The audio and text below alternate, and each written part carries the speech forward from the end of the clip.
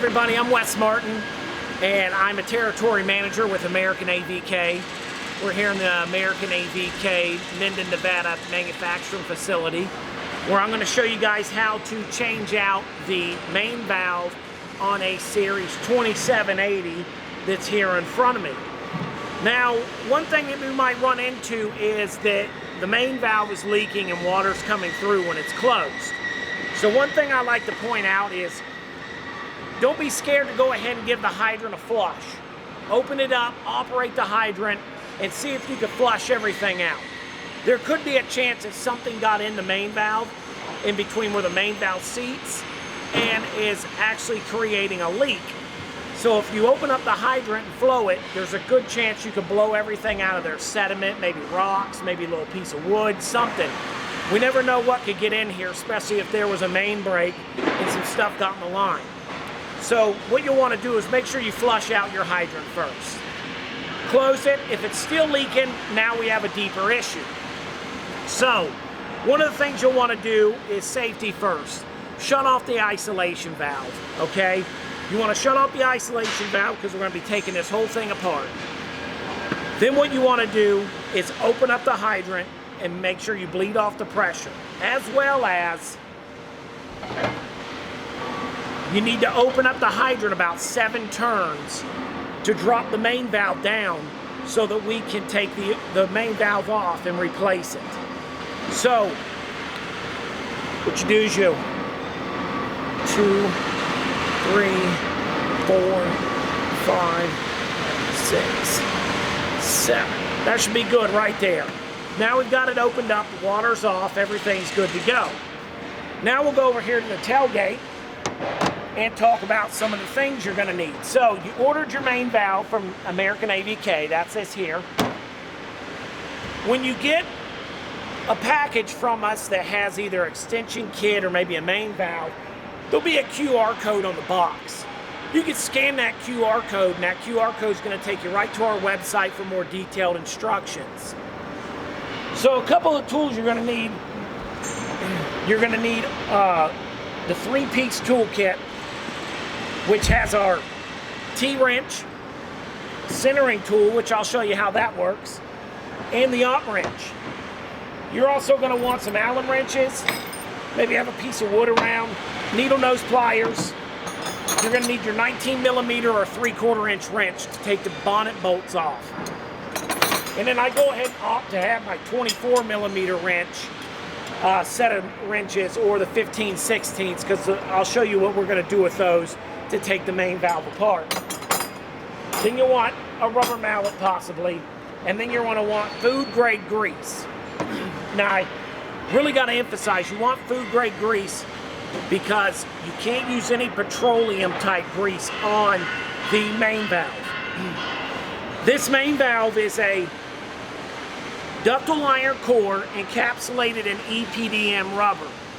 Petroleum greases or oils or lubes are going to eat away this rubber, and they're going to eat away this rubber really fast. So always remember, on AVK rubber, you're going to use food grade grease.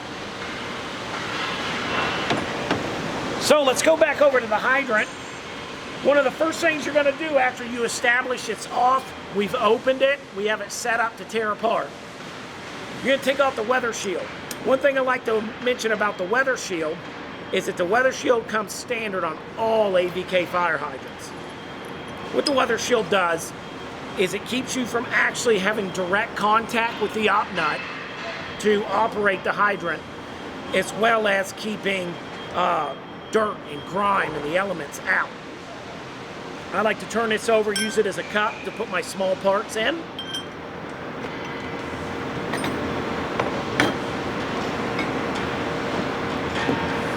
Then what we're going to do is take off the lock plate.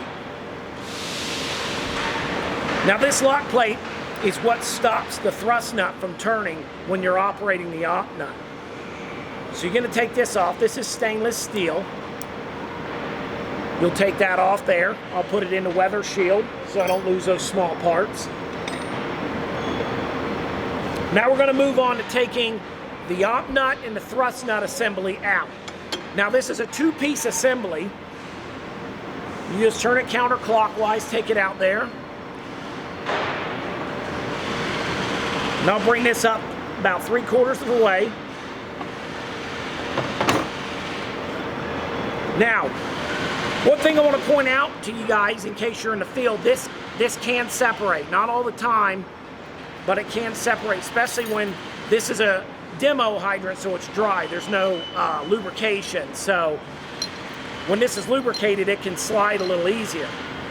This is your thrust nut. You see it's got an O-ring here and an O-ring on the inside. Always give those a glance, double check them.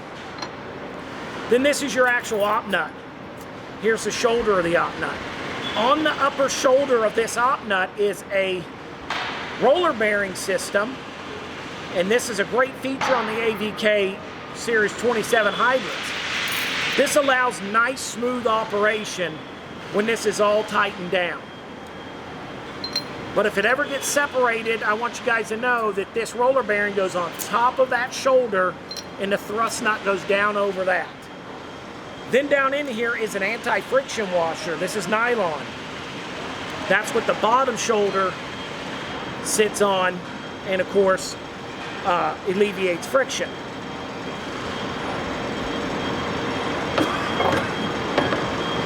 Okay, now we've got the op nut out. Now we're going to take out the traveling stop nut that's down in the bottom of the lubrication chamber of the bonnet. You take your T-handle wrench and you'll take the wrench side here. You're going to drop it down on there. And you're going to break loose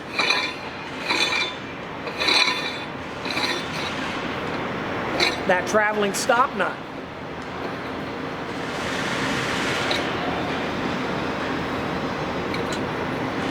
It takes a good many spins to get this up here.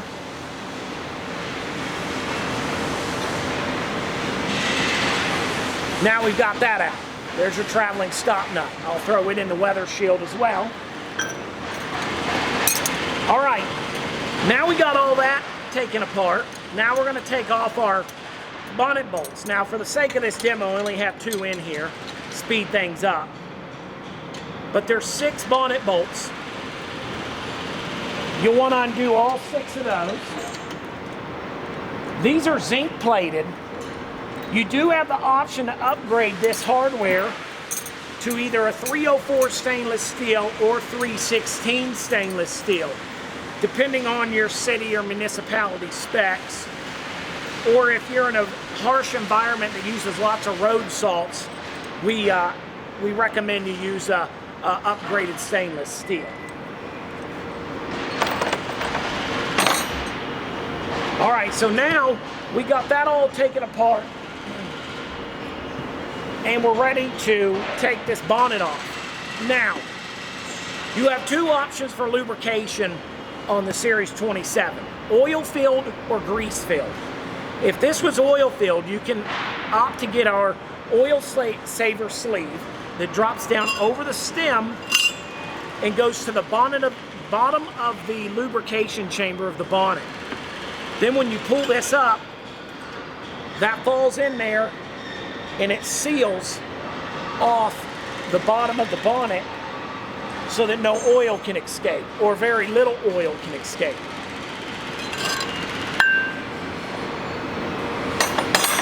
Now if it's grease filled, when you pull this up, you'll see a bunch of grease here on this stem, and then you'll see grease here. The grease really won't go anywhere. But what I want to take note to is the bottom of the lubrication chamber has 2 O-rings. Give those a glance, make sure they're okay, as well as take a look at your barrel, or as well as take a look at your bonnet gasket. And if you'll see, the inside of our hydrants is coated. That's in the barrel in here on the bonnet. And then if you see this groove here, that's where this bonnet gasket sets. So the bonnet gasket sets in there, gets a nice groove in there to line it up properly, as well as sitting right here on this shoulder of the casting. Now one thing I'll point out, this bonnet gasket is the same gasket that's at the base, an extension, or the shoe of the hydrant. It's the same barrel gasket. We call it a barrel gasket. It's used on all 3 or 4 points of the hydrant. So it's less inventory.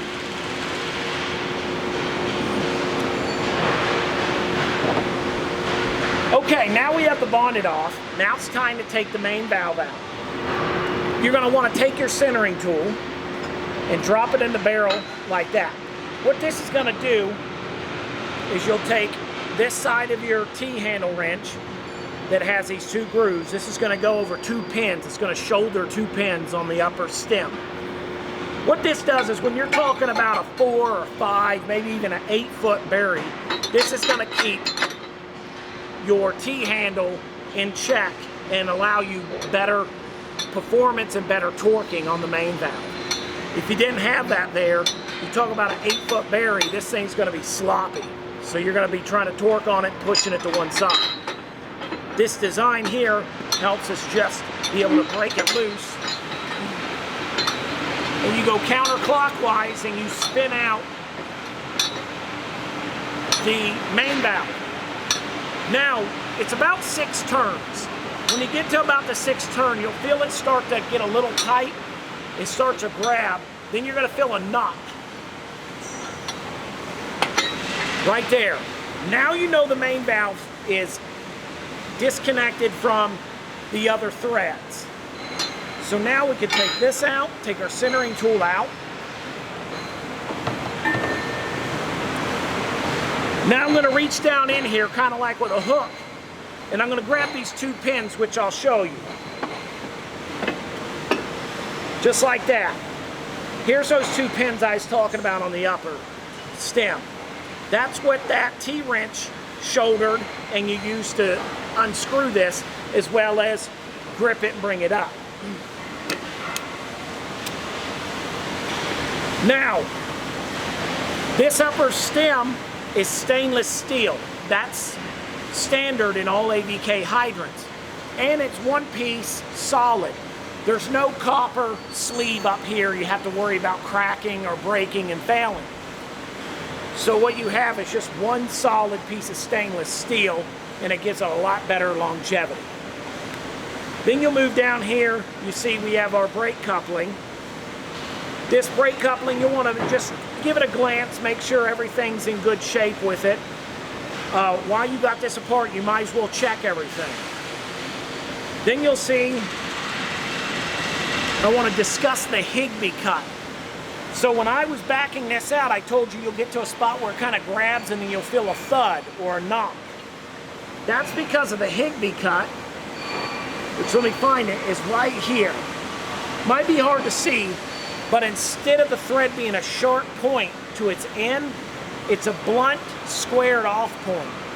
What that does is allow that thread to drop down in the other thread and you don't have an issue of cross-threading. So that's a great feature with both this valve seat and the thrust nut. They both have Higby cuts on them. Now we'll go over to the tailgate.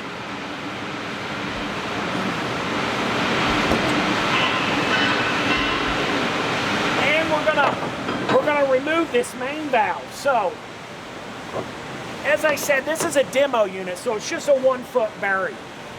A lot of times you're going to be dealing with 5 and 6, maybe 8, even deeper. So you're going to need a tailgate. Maybe you're going to need use a vise on a work truck for the city. So what you can do is you can lay this down, and then it'll give you more options to work on it. What I like to do here is I'll take a rag and I'll stuff the rag in on each side like this over the ring. Okay, if you're dealing with a really long one, like a 5-foot, 6-foot bury, you're going to have to work this way. Now in this case, it's kind of short, and if you have the option to put it this way, you take both of your wrenches, these are your larger wrenches, and you just start basically walking this down. Just left, right, wiggle it down. Till you get almost to the end.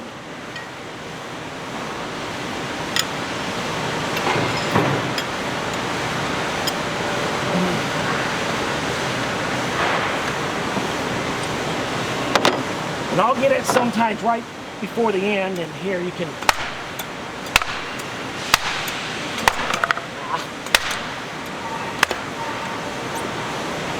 There you go. Now you've separated the main valve from the seat ring.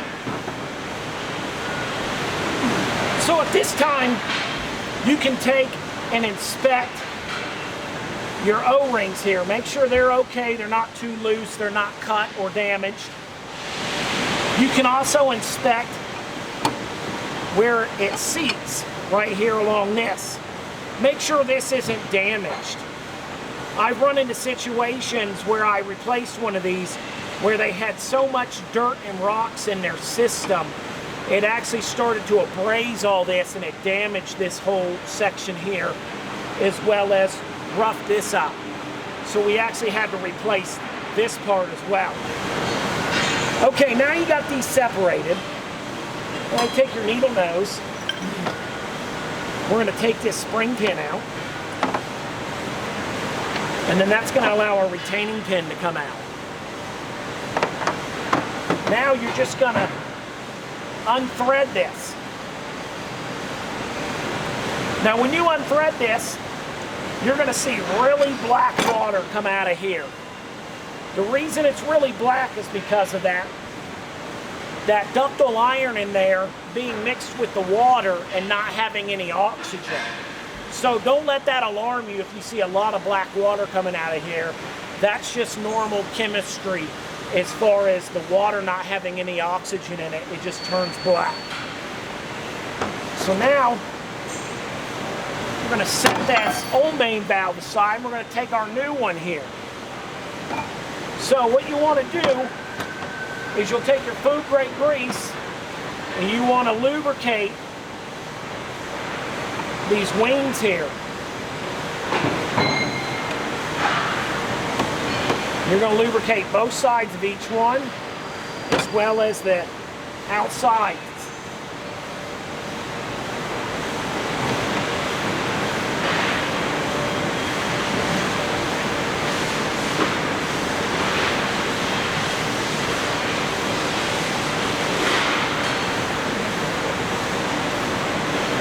Okay.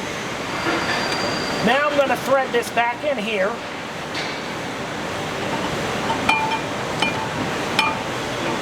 You're going to thread this till it's tight, and you might have to back it off a little bit of a turn to line up the hole in the lower stem. Then you're going to push through your retaining pin. Take your outside washer, set it on there. Take your spring pin and feed it through that retaining pin. And we like to recommend you push it all the way through. That way you know it's locked in there. It's actually locked on 2 points. Now what you do is slide this ring back down on these ears. And you'll line those back up.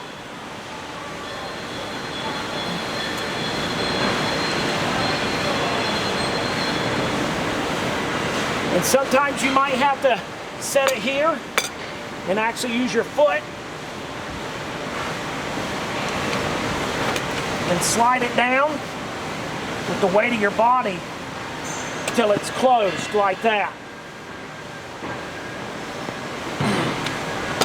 Okay, now what you want to do, you have that all back together. It's slid down on good, your pin's in. You'll take that food grade grease again and you'll put it on your O-rings.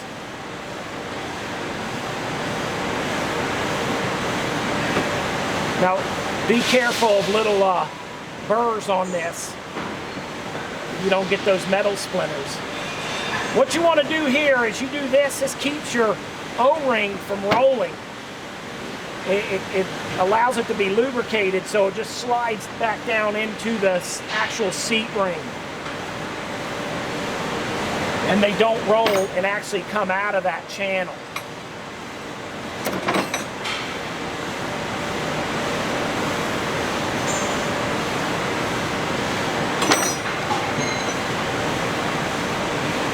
Okay, now we're ready to reinstall this in the hydrant. So we'll go back to the hydrant. You'll just slowly start to drop it back down into the barrel until it goes all the way back down to the bottom and bottoms out.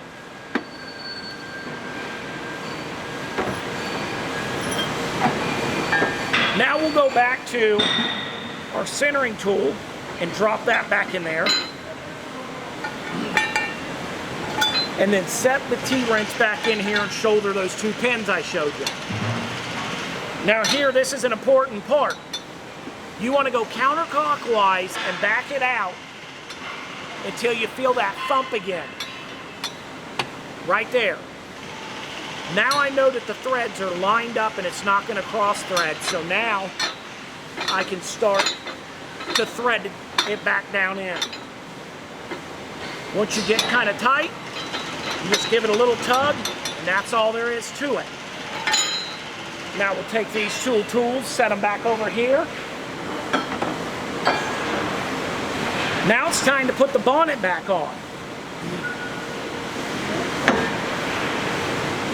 So we'll put the bonnet back on. Make sure you put your bonnet gasket back on there first.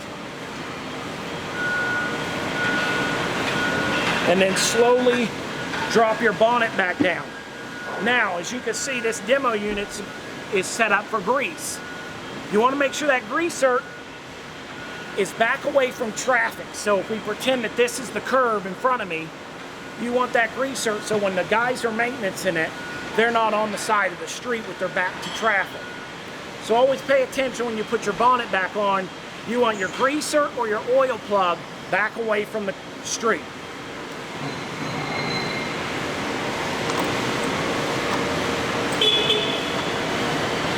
Now you can drop your bonnet bolts back in. And I said before we only did 2 for speed this up. Now you're just going to start the nuts on these. You don't tighten them down yet. You keep the bonnet loose. So now we got the bonnet bolts back in. Now we're going to put the traveling stop nut back in. And I like to get it started a good many turns so I know it's threaded properly. Put your wrench back on it and drive it down. Once it bottoms out, that's it. Give it a little tug, a little torque, and it's good to go. You don't need to over tighten any of these parts. There you go, that's all you need.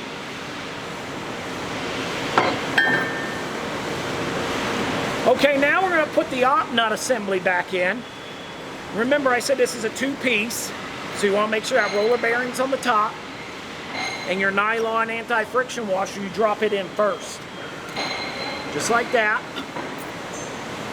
Push those together, and then I start threading this by hand. And I get it going so I know it's threading good.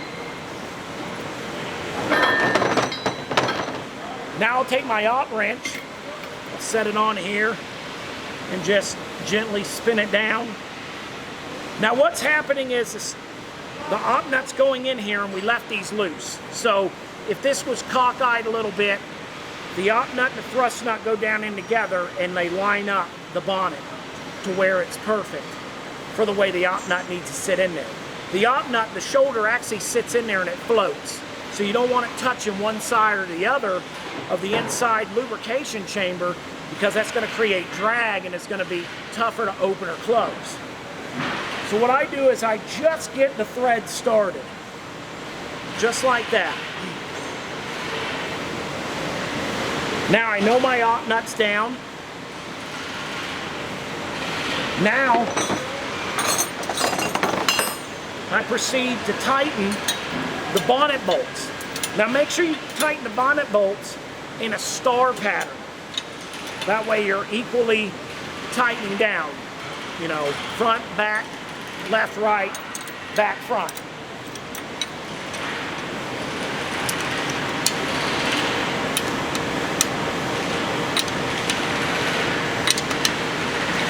So there we go. We got the bonnet tightened down. Now we'll continue threading the thrust nut down. Once we get it in its spot, we make sure that op nut's all the way down, which it is, and then you back off the thrust nut to the first available position for the lock plate to work, which I didn't even have to turn it a quarter turn.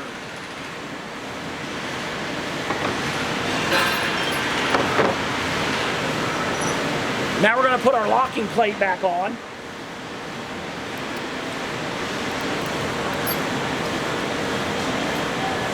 You'll fasten that down, and there you go. Now your thrust nut is locked in to that position. Okay, so now we got everything put back together. It's time to either refill the lubrication chamber with oil or just add some grease to it.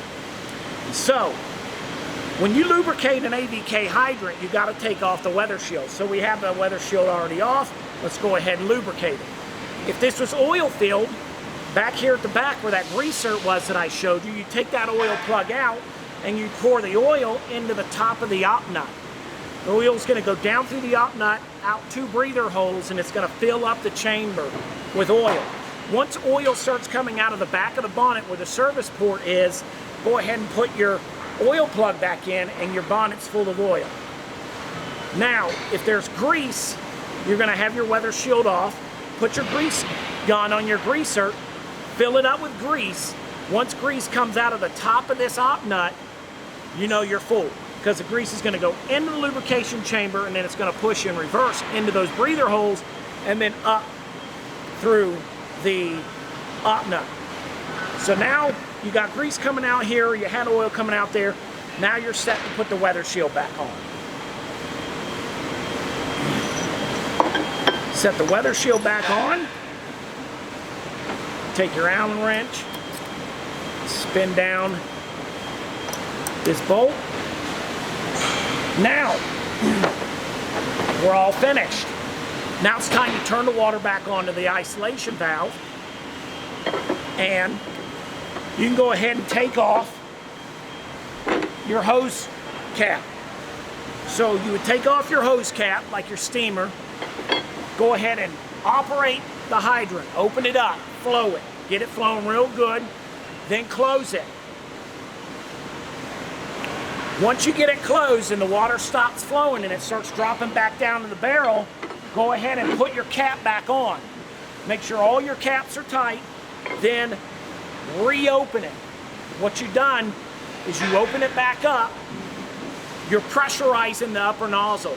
So now you're going to be able to see that this is sealed, and you can double check to make sure that your base is sealed as well. It doesn't hurt to double check everything. When you go to tighten these bolts down, these bolts take about 40 pounds on the torque wrench. So you can do them at about 40, the base is at about 60. Okay, so that's how you change the main valve in an AVK 2780 fire hydrant. Now remember, our fire hydrants come with a 10-year warranty on all the parts and the enamel. The main valve comes with a 25-year no questions asked warranty. So that rubber main valve is warranted for 25 years, and the hydrant and its components are warranted for 10 years.